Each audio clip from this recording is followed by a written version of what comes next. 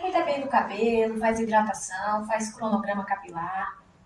Mas você já parou para pensar o que tem de prático no couro cabeludo? O couro cabeludo não é só suporte para o cabelo. Ele tem camadas, funções. E se eu te disser que a saúde dos cabelos começa muito antes dos fios nascerem? Hoje vamos desvendar a pele do couro cabeludo e entender por que ele é tão importante.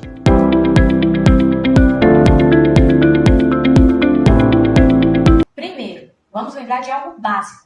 O couro cabeludo também é pele. Assim como a pele do rosto, a pele do corpo, o couro cabeludo também tem vasos sanguíneos, também tem nervos, também tem glândulas, também tem camadas. Mas ele tem algo único. Ele abriga os folículos pilosos que produzem o cabelo. Vou te dar um exemplo prático. Imagina que o nosso couro cabeludo é o solo. Se esse solo for ruim, a plantinha, no caso o cabelo, não vai nascer forte. Primeiro conceito sobre pele. A pele é um órgão, mas ele não é só um órgão. Ele é o maior órgão do corpo humano. A pele representa 10% do nosso peso corporal. Vou te dar um exemplo prático.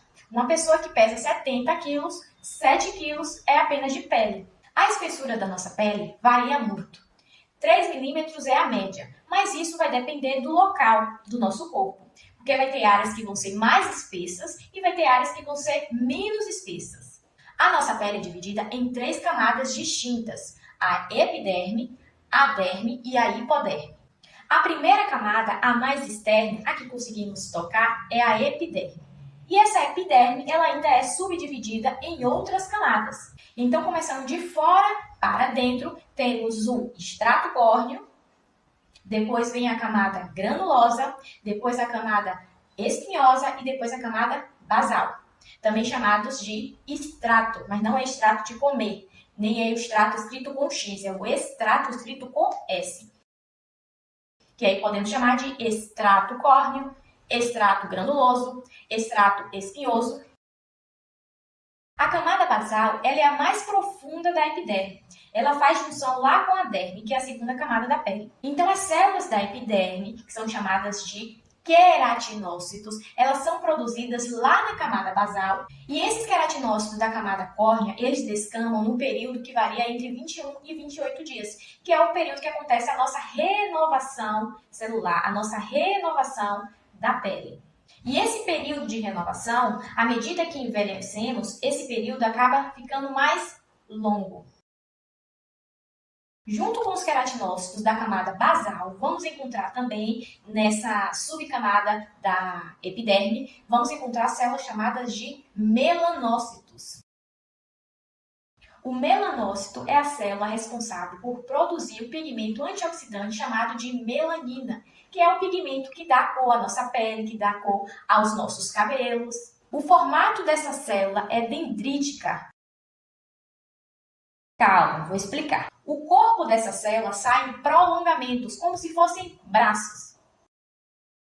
Então, o corpo do melanócito se encontra na camada basal, que é a subcamada da epiderme, e esses prolongamentos da célula se comunicam com as outras camadas da epiderme, conseguindo levar, assim, o pigmento, a melanina, para todas as camadas da epiderme. Esses prolongamentos da célula se estendem até a camada espinhosa. Ainda na camada basal da epiderme, também podemos encontrar células chamadas de células de Merkel, que são células que fazem parte do sensorial. Elas estão relacionadas à sensibilidade. Já na camada espinhosa, que é aquela outra subcamada da epiderme, também vamos encontrar células chamadas de Langerhans. Então, temos as células chamadas de queratinócitos e também vamos encontrar esse tipo de célula que são chamadas de células de Langerhans, que são células que estão relacionadas ao nosso sistema imunológico. As células de Langerhans também têm dendritos, que são esses prolongamentos. É uma célula mais estrelada. E os dendritos dessas células são importantes porque é uma célula que tem movimento. Então, é uma célula que é natural da camada espinhosa, porém, podemos encontrar ela em outras regiões da pele. Então, isso dá a ela essa capacidade migratória, essa capacidade de trabalhar a resposta imunológica em várias regiões. Ainda sobre a epiderme, vamos encontrar no extrato córneo, que é aquela camada mais superficial da pele, onde conseguimos tocar. Aqui vamos encontrar o que chamamos de manto hidrolipídico. E também vamos encontrar os micro-organismos da nossa pele. Esse manto hidrolipídico é composto por uma matriz lipídica, como o próprio próprio nome diz, tem característica lipídica, oleosa. E também temos a parte hidrofílica, ou seja, que tem afinidade com água. Então, ele forma uma espécie de emulsão epicutânea ali, porque temos características oleosas e características aquosas nesse manto hidrolipídico. Então, é nesse manto hidrolipídico que vamos encontrar colesterol. Sim, a nossa pele tem colesterol. Também vamos encontrar as ceramidas, vamos encontrar lactato, ureia, aminoácidos e várias outras substâncias. Então, tudo isso que eu falei até agora foi sobre a epiderme. Agora vamos falar sobre a outra camada da pele, que é chamada de derme. A derme é mais espessa do que a epiderme. Mesmo a epiderme tendo aquelas subcamadas que eu falei, ainda assim a derme ainda é maior na questão de espessura em relação à epiderme.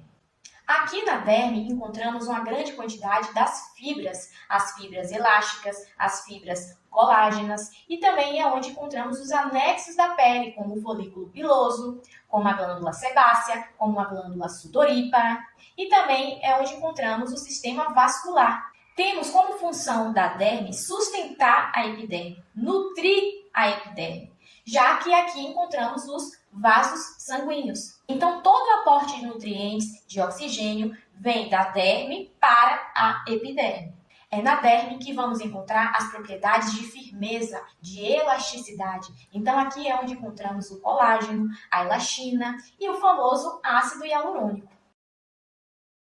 A derme ela é dividida em duas regiões, a derme papilar e a derme reticular. A derme papilar é encontrada perto da epiderme, ou seja, fazendo limite ali com a epiderme. Já a região da derme reticular, ela é mais profunda, ela faz limite ali com a hipoderme. E é na região da derme reticular, que é essa região mais profunda da derme, que vamos encontrar o corpo do folículo piloso. O folículo piloso é onde nasce ali os nossos pelos, os cabelos.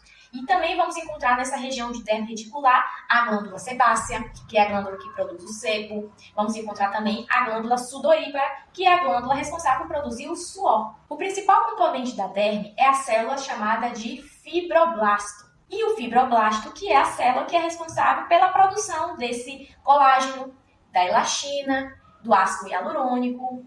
E além do fibroblasto, também vamos encontrar na derme as células de defesa, que são as nossas células do sistema imunológico.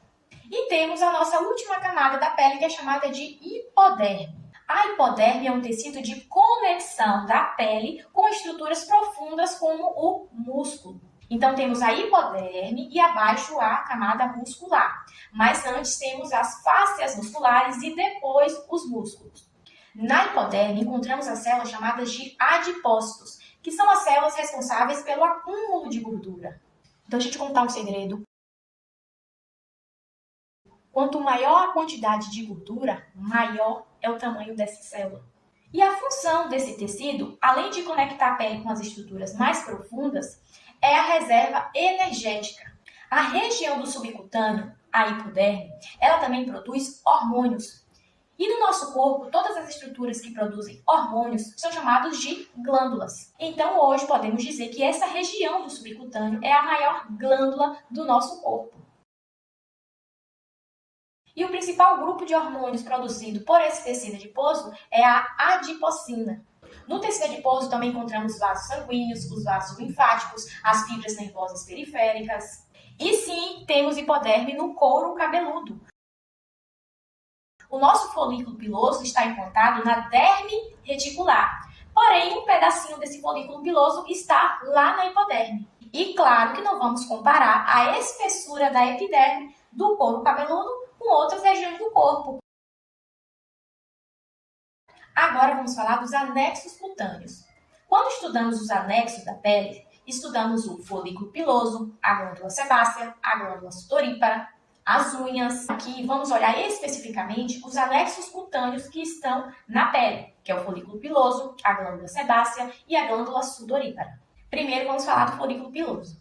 Quando estudamos o folículo piloso, do ponto de vista de constituição celular, podemos observar que o folículo piloso é constituído de queratinócitos. E como vimos, os queratinócitos são as células que encontramos na epiderme. Quando olhamos o desenho da pele com os anexos, estamos vendo o folículo piloso, a glândula sebácea, a glândula sudorípara na derme. Mas a constituição celular do folículo piloso é epidérmica, é de queratinócitos. E dentro dessa bolsa que chamamos de folículo piloso, é onde são encontrados os pelos. E a principal composição do nosso fio de cabelo é queratina. E quem produz queratina são as células chamadas de queratinócitos, que são encontradas lá na epiderme. Quando falamos dos folículos pilosos que produzem cabelos, eles são encontrados na região da pele do couro cabeludo. O pelo tipo cabelo só é encontrado no couro cabeludo. Então, essa pele do couro cabeludo é uma pele especializada.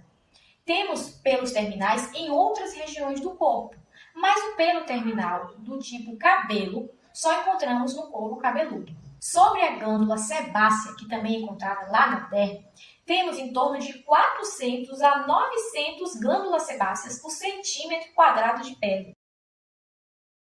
Toda a estrutura da glândula sebácea é de queratinócitos, mas lá dentro da glândula encontramos as células chamadas de sebócitos. Essas células, os sebócitos, elas estão envolvidas na produção de um conteúdo de característica lipídica, que é o sebo. A glândula sebácea está localizada em todo o nosso corpo, mas em uma concentração especial na região de face, couro cabeludo, ouvidos e região genital.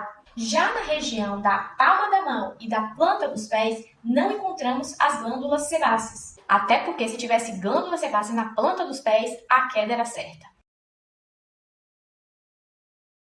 A glândula sebácea está ali abraçando pelo menos uma parte do folículo piloso em ambos os lados do folículo piloso. A glândula sebácea está ligada ao folículo piloso, formando a unidade chamada de unidade pilosebácea. Na glândula sebácea temos os receptores chamados de androgênicos, que são receptores tanto para a testosterona livre quanto para a dihidrotestosterona, também chamada de DHT. Para vocês entenderem, o DHT, que é a dihidrotestosterona, é a forma da testosterona mais potente. E esse DHT, ligando aos receptores da glândula sebácea, assim também como a testosterona livre, aumenta a função da glândula sebácea. E com isso pode trazer caso de hiperseborreia, ou seja, o aumento da produção do sebo. E como vimos, a glândula sebácea está ligada ao folículo piloso, formando a unidade pilosebácea. Então, essa ação androgênica vai ser tanto para a glândula sebácea quanto para o folículo piloso. Então, isso justifica a possibilidade do aumento da oleosidade associada à alopecia androgenética, mais conhecida como calvície, em pessoas que são predispostas geneticamente. Então, agora que você sabe que o couro cabeludo também é pele e que tem camadas, estruturas e funções, se você ignorar a pele do seu couro cabeludo, também vai estar prejudicando a saúde dos seus fios. E se você quiser saber tudo sobre couro cabeludo, cabelo e tudo que envolve a tricologia, se inscreve no canal, ativa o sininho para não perder os próximos vídeos.